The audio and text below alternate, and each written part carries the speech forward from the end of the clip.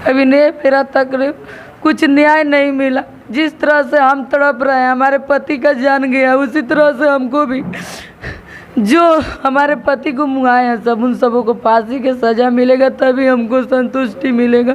अभी हमारे पास एक भी बाल बच्चा भी नहीं है, 2 साल पहले शादी हुआ था, हम कैसे जिएंगे।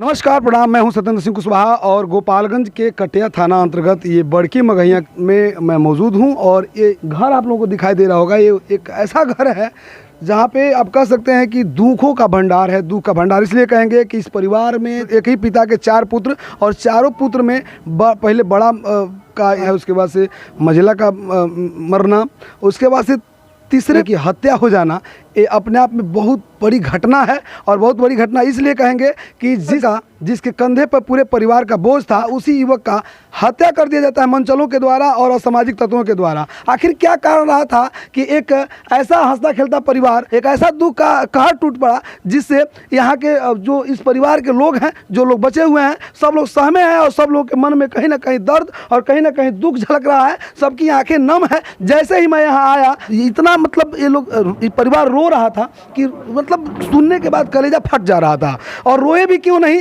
जो लड़का इस परिवार का सबसे बड़ा चिराग, एक ऐसा चिराग जो जिसके कंधे पर इस पूरे परिवार का जिम्मेदारी था, वही एक कमाने वाला था। और वो जो है कि यहीं नज़दीकी के बाजार श्रीपुर चौराहा पर मोटरसाइकिल मैकेनिक का काम करता था, मोटरसाइकिल बनाने का काम करता था। और इस इर्द गिर्द के लोगों को देखा नहीं गया और उस दुख भरी परिवार में खुशियाँ थोड़ा सा आने लगी थी। उस खुशी को देखकर लोग जो है कि जलने लगे और उस खुशी को तोड़ते हुए उस परिवार के उसी चिराग को बुझाने का प्रयास किए। कि मात्र महज 1.5 से 2 साल पहले उसका शादी भी हुआ था। अभी उसके शरीर से कोई लड़का नहीं है, कोई बाल बच्चा नहीं है, लेकिन अभी ये पूरा परिवार में चारों तरफ रिश्तेदार भी लोग आए हैं और अड़ोसी पड़ोसी तो आए ही हैं। परिवार में भी इनका संख्या काफ़ी है, लेकिन कमाने वाला कोई नहीं है। उनके पिताजी हैं, का नाम बच्चा चढ़ा सुरेंद्र शाह। यहाँ के क जना लड़का लोग? 4 जना रहे लो। 4 जना रहे लो। हाँ। कैसे का भइल, मने बड़कू जना के का भइल रहे? बड़कू जना डिस्पायर हो गए, तबीयत गुलमल भइल त चटपट। आ दोसरो यही मार झगड़ से कि काहे वो लोग मिला नाकल लोग कि का वो एक्सपायर हो गए। दिनेश कुमार आ कमलेश कुमार। बड़कू जना के शादी भई रहे ना? हाँ भई रहे, तो दूसर का से भइल। मने वहाँ के डेथ कगने तो दूसर को जना से भइल? हाँ 60 देहनी। अच्छा। आ दूसर को से एगो लड़की एगो लड़का, पहले एगो लड़की। हाँ आ पलुआ रह के से वहाँ के भी डेथ कगनी? हाँ डेथ कगनी। से मने यहाँ के शादी वादी ना भइल, बहू के रुआ ना कहीं ना कहीं से उहे लेके रह गई। अच्छा, तो तीसरा लड़का रहा है ये बात? हाँ तीसरा। तो यहाँ के मने संगे का भइल रहे, कैसे यहाँ के घटना घट गई? अब घटना ये भइल जब मोटरसाइकिल कंटा पर चलावस दुकान। हाँ। अब ये सब अइलन खेत पाट श्रीपुर ओपी पे दुकान रहा यहाँ के मोटरसाइकिल के। हाँ, दुकान वो जब दुकान पे मोटरसाइकिल सेल बनावत रहनी हो। हाँ। वही से परिवार चलत रहा पूरा? हाँ वही से परिवार चलते रहा। वह सब लोग लेके कमात खियावत खाते रहन, बिटोर के अपना भौजाई के हमनी के खर्चा पानी निकालते रहन। हमनी के अपन थोड़ी ढेर खेती करत रहनी है के 3 गो लोग के लड़का लड़कनी रहा, वही लोग के सेहन भाव बहन के देखी हन। हाँ उनका माई 2 महीना पहले डेट कर गई।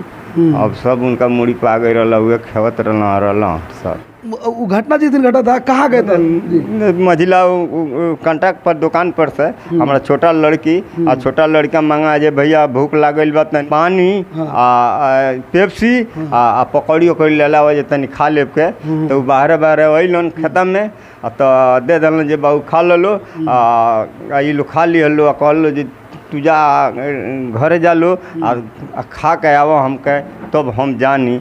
तले 2 किलो पाइप घट गए तो फोन कहने जे बाबू 2 किलो पाइप ले ले आव खेता में। तो दोनों भाई बैठ के बतियावल लो। मकई के खेत रहे, छोटा छोटा पौधा रहे, पाटत रहे, वही जा रहे लो। और वही जैसे ई गई लड़का तो बोला लिया कुछ दूर पर मोटरसाइकिल रहे, वो खेत में जाए वाला ना रहे, बलुआ माटी। तो छोटा लड़का बोले कैलन तो फिर कॉलेज ना जाए, फिर कहते जे जाते नहीं खाए बहने। अब वो गई रहा उनका पाछे चल गए बनी रहे। कुछ लोग के नाम भी दिल बने केस में। का मैटर रहे, माने कैसे रुआ? ससुरारी जी ससुरारी के मैटर रहे जो हमारे घरे हमरा पतो ऐसा से बात करस तो हमरा से के बात करे? वो हमरा सार के लड़का रंजन। रंजन। हाँ तो हम सुननी तो हमार लड़का कांटा पर के कहल जे पापा के बुलावल ई बात करता काहे कहीं बात कोनो हो जाओ तो वही खातिर मरनी उसका मोबाइल भी छीन ले हनी ये हमारे घरे हम गार्जियन है तो काहे ना हमरा से बतियाओ तर काहे घरे हमरा फोन कैली है। हाँ मने बहुत से वो बात करते हैं सार के लड़का रंजन। हाँ हाँ मना कहनी मोबाइल छीन लेनी उनका से। हाँ ये हमारे घरे हम गार्जियन है तो हमसे कहे न करते हैं हमारा लड़का हो जा है होशियार उसका कान में हवाल गया है तो हमसे बोला के कॉलेज पापा ऐसा बात हुआ है। हाँ यह बात सर। और पटीदारी में जगह नाम रुआ रखत नहीं हो उनका लोग से कौन दुश्मनी बा कौन जगह? 7 साल पहले हमारा दूसर का लड़का मुआ है मारे पीट झगड़ा के टेंशन से हम लोग का केस मुकदमा चल रहा है। हमारा परिवार गुजरा है तो केहू के पूछा नहीं है लेकिन वो मिलजुल के आके हमको वोट कर लिया हमारा लड़का के समय शौक भाई धोखा कर दिया लोग से मिल के जो दिल की बात होती है। अक्सर लोग पत्नी से कहते हैं पत्नी उनकी तो उस अवस्था में नहीं थी बहुत ही इनको समझाया बुझाया गया है और इनसे भी बात करने का प्रयास करेंगे। ये लोग जो FIR किए हैं 7 आदमी का जो नाम है और साथ ही हम बात करेंगे उस महिला से उस बेवा से जो महज 1.5 से 2 साल पहले इस घर में आई थी दुल्हन बन के और आज उसके चेहरे पर आप देख पा रहे होंगे मायूसी से भरा हुआ चेहरा और दुख का अंबार लेकर के इस सर पे बैठी हुई हैं। इनसे बात करने का प्रयास करेंगे। अच्छा बताइए कि रौरा से तो वहाँ कुछ कहा तो कब पहले सब कुल बात कहे थे जी क्या कहो तुम्हें? देखिए हमारे जेठानी रहनी है जैसे में जी तो हमारी मम्मी ससुर के लड़का रहनी है वहाँ से थोड़ा बात विचार होता रहा दियादिन के हमरी तो हमारे पति और हम मिल के पूरा घर परिवार लेके चलते रहनी है कि एगो ननद एगो देवर शादी करे के रहनी है लोग 2 जानी भसुर मर गई रहनी है लोग दियादिन की देह से भसुर की देह से 2 लड़की एगो लड़का रहा लो वो हमनिए जाके बोझ रहा लो हमनिए जाके लेके चलते रहनी है के तब मम्मिया ससुरे के लड़का से बात होता रहा तो हमने के कहनी के कि ननद के शादी करे के बात कल ठीक नहीं कि आप उसमें समझा बुझा देवे के तो समझा बुझा दिए नहीं कि हमारे दियादिन बात कल छोड़ दियली। ओकरा बाद से मम्मिया ससुर के लड़का आई रहलन तो उनकरा के बोल डांट के पापा दूजा पर मार दिए नहीं मोबाइल लेके चलिए नहीं कहनी कि हम जब गार्जियन बटले बहन तो तू काहे के मतलब घरे परिवार से हमनी पतो ही से बेटी से बात करबा हमसे बात कर तो मोबाइल लेके चले तो उनकर रंजन के 2 बहन आई रहे लो उनकर एक जानी बहन वही आई रहना तो बहन एगो मतलब बन रहा बिहल बड़ी वो आई रही और उनकर एगो परसौनी बहन बिहल बड़ी वो आई रही रंजन के बहन। हाँ रंजन के बहन आ उनकर पापा आई रहलन आ उनकर मतलब बहन हुई या बहन दोनों जानी परसौनी वाला आई रहे लो तो मोबाइल आई रहल घरे यही सबूत खातिर कि मतलब केहू भी एक झापड़ छुएले खातिर सबूत पूछी तो हम का मतलब जवाब देम तो अइलो तो पूछल लो काहे मारल हलो तो पापा कह दिए नी कि यही बात से मारल गई हुए उनकरा के 2 झापड़ ढेर दिखा देने की जगह हाँ बतियोले इतना बतियोले बना देख ली लो रे सामने बा ए बेरा से बातचीत ना करे के चाहिए तो ये थूक के चाटल लो कहल ए बेरा से कोनो बात ना हुई मोबाइल दलो लेके जाए के लड़का के मोबाइल दिया गए कहल के लेके जा वो हमार भसुर लागत रहना उनकी एको झापड़ हमार पति नहीं खन छुअले पपे हमार मतलब श्रेष्ठ आदमी हमार बाप बना उहे 2 झापड़ उनके मरले बना ओकरा बाद से हमनियो जाके आके डांट बोल दिल बना कि घर के अपन इज्जत बाटे तो अपन समझ बुझ के रह गई बन के। ओकरा बाद से 8-9 साल पहले हमारे पटीदारी में मंगल के घर से हमारा और जोगिंदर नागेंद्र तीनों भाई है लोग इन लोग से हम लोग का दुश्मनी चलता था। तो जैसे में हमार मम्मी गुजर रही है सासू माँ तो वही में अपने आप आके ई लो हमनी जैसे राय कैल लो अपने आप आके खाना वाना सब खाई लो हमनी के ना पूछनी है के तो हमार पति उनका लड़का के संगे जोगिंदर की जो अंगूर नाम के लड़का हमारे पति के घर मतलब खेत में से लेकर गइल बना तो उहे लड़का बार बार हमारी पति के संगे दुकान पर जाइहन तो वही किन उनके कुछ कहन भैया खिला दे तो खिलावत रहनी है इतना प्यार जता के हमारी पति से आ ओकरा बाद से खेते सुबह शनिवार के दिने हमार पति घर से गइल बानी दुकान पे वही दुकान पे 7 बजे तक ले ड्यूटी कैले बनी दुकान पे आ हमार देवर और ननद खेत में मकई पटावत रहे लो तो जब मकई पटौले बड़ा लो तो फोन करके कहले बड़ा लो भैया भूख लाग गई बाटे हमने के कुछ खाए के ले भैया तो वही से समोसा पकौड़ी आ ठंडा लेके आइल बनी तो ये लोग खा ले बा लो, पी ले बा लो। ओकरा बाद से कहले बनी कि बाबू तलो जा लो खाना खाए, आ ओकरा बाद से आओ लो तो हमहूँ खाना खाए जाए। तले उ कपड़ा उपड़ा पूरा खोल के आ घरे भेजवा दिल बनी। आ ओकरा बाद से हाफ चड्डी पर एगो गमछी लपेट के खेत पटे लागल बनी। तो ओइजा ई अंगूर जो नाम के लड़का है जोगिंदर के, यहाँ से चल गइल बाटे। आ जाके ओइजा कहले बाटे कि दीना भैया चले के कहीं। तो उ कहले बनी कि ना हम ना जाए, खेत पटवा तनी। तो ओइजा जबरताना कहले बा ना भैया चलबे कर। तो हितई चलावले रहलन। तो हम ये नु जानम कि हमार भाई हुआ। तो भाइये समझ के अब उनकरी संगे उ चल गइल बा ना। तो ओइजा से का जाने कहाँ लेके गइल बा। अंगूर के संगे मने अंगूर बोला ले गेल। हाँ अंगूर बोला के लेके गइल बा ना। ओई में साजिश सबसे बड़ा रंजन रचले बा ना। रंजन धमकी देले ना कि हम मुआएम, कहले ना कि हम दुइये झापड़ मरले खातिर उनकर जान लेम। तो हम अपनी पति से कहत रहनी है कि पापा से और बाबू से कहे ना देत रहनी है झगड़ा की वजह से। कहम कि झगड़ा पापा करियन, रिश्तेदारी के मतलब बाटे ही नहीं होई, घर ही में बुझ समझ के रह जाए के ना कह दिए। अब ओइजा खेत में से अंगूर लेके गइल बना, पता ना कहाँ लेके गइल बना। क जनी मिल के हमारी पति के मुँगा दिले बड़ा लो। आ मुँगा के हमनी जाके लगे खबर भी नहीं गेलू जनवले। ओकरा बाद से बाहर से फोन आइल बाटे मणिपुर विदेश से कि मतलब दीना के ही हाल हो गइल बा। पापा हमारे द्वार पर सुतल बानी, पापा से नहीं गेलो बतौले। हम मणिपुर के फोन कैले रहे। मणिपुर से मतलब कि बाटे गाँव ही के आदमी हुए फोन कैले रहल कि मतलब सुरेंद्र की लड़का के ई का सुना ताटे। तो हमारी पति के जब हम छत पर हनी पति के नाम ध के कहल लो आ कि उनकर बोली चाली बंद हो गइल बा। तो हम छते पर से आके दुआरी पर बेहोश हो गनी, रोत तनी। आ जौन लड़का लेके गइल बा ओकरी मम्मी से बात होत रहे फोन से। ओकरा मम्मी से पूछे तनी कि हमार पति कहाँ बा, हमरा के एड्रेस बताओ हम ओइजा जाई। हमरा से एड्रेस भी नहीं केलो बतौले।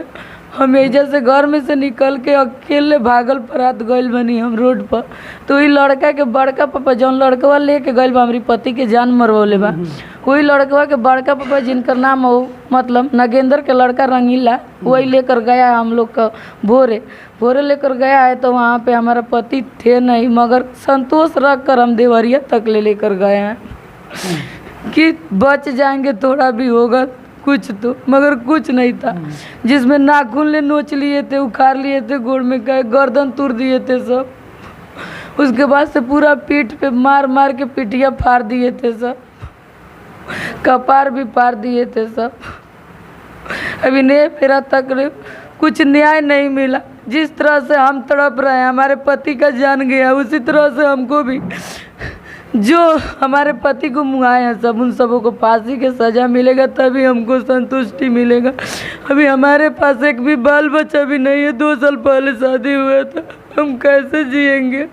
जी बिल्कुल देख पा रहे हैं दरिंदगी का पूरा हद पार किया जा चुका है यहाँ पर। और उस ऐसी अबला ऐसी महिला जो महज 2 साल पहले इनकी शादी हुई थी और इनके हाथ में 2 साल पहले जो मेहंदी लगा था, कह सकते हैं कि मेहंदी का गंध नहीं गया था तब तक उस अभागों ने इनको आज ऐसा समय दिखाने का काम किया जिसमें आज कैसे फूट फूट कर रो रही हैं और मांग रही हैं, डिमांड कर रही हैं प्रशासन से। और प्रशासन से भी हम बात करने का प्रयास करेंगे। कटिया थाना का ये मामला है, अभी हम बात करेंगे, कटिया थाना में फ़ोन लगाएंगे और कटिया थाना के जो प्रभारी हैं उनसे भी बात करने का प्रयास करेंगे कि आखिर इस मामला में क्या हो पाया। अब तक सुनने में आ रहा है कि जोगेंद्र शाह जो इनके पट्टीदार हैं और उनसे भी पुरानी रंजिशों को लेकर के लड़ाई झगड़ा चलता था। कई बार वो लोग भी जो है कि जान से मारने का जो है कि धमकी दे चुके थे। उनको पुलिस गिरफ्तार करके ले गई है और 6 लोग यानी कि 7 लोग नामजद बनाए गए हैं। 7 लोगों में अभी पुलिस किनको पकड़ी है, क्या पूछताछ की है, कहां तक बात की है, उनसे जानने का प्रयास करेंगे। तो हम बात करेंगे कटिया थाना के जो SHO हैं, कटिया SHO हैं ये, और कटिया SHO का नंबर है, मैं बात करने का प्रयास करता हूं। हेलो जी सर, खबर गांव तक से सतेंद्र बोल रहे हैं।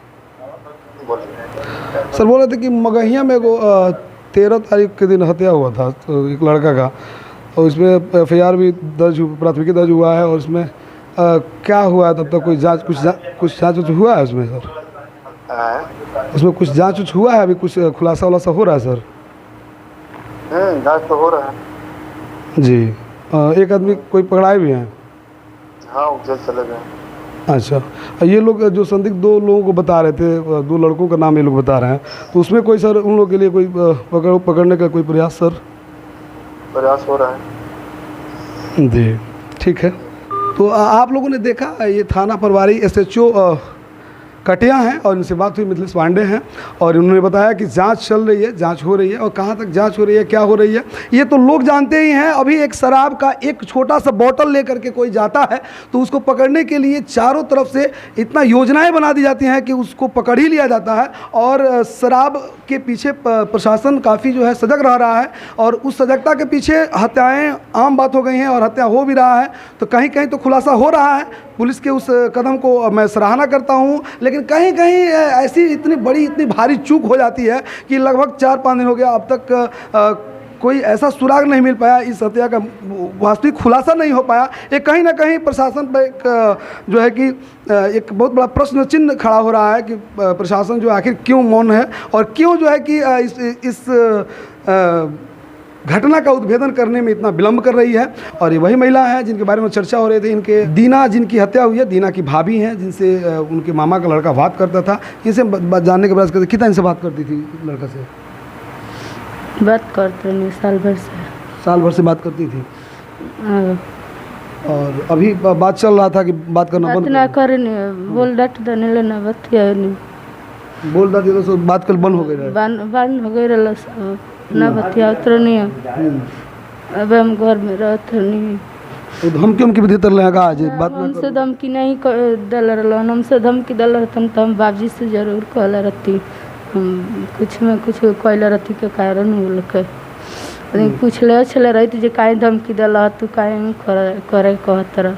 हमसे धमकी नहीं के मिलल, हमसे धमकी मिल रही तो देवर नहीं एक जना बाबूजी रही, हम से जरूर कहला रहती। जी बिल्कुल। इनसे अभी आप लोगों ने सुना कि एक महीने लगभग साल भर से बातें करती थी, बीच में बात करना घर के लोगों के कहने पर बात करना बंद कर दी थी। अब क्या मामला है, क्या सच्चाई है, ये तो प्रशासन इसकी छानबीन कर रही है, और जैसे ही पूरा पुष्टि होता है फिर इस खबर को आपको हम बताने का प्रयास करेंगे कि हैवानियत का हद किस तरह से पार होता है और किस तरह से हैवानियत का हद पार करते हुए एक इंसान का हत्या कर देता है। इस चीज़ों को लेकर हम पूरा हाजिर होंगे। तब तक खबर गाँव तक देखते रहें और इस वीडियो को ज़्यादा से ज़्यादा शेयर करें। मिलते हैं एक छोटे से ब्रेक के बाद। नमस्कार, प्रणाम, जय हिंद।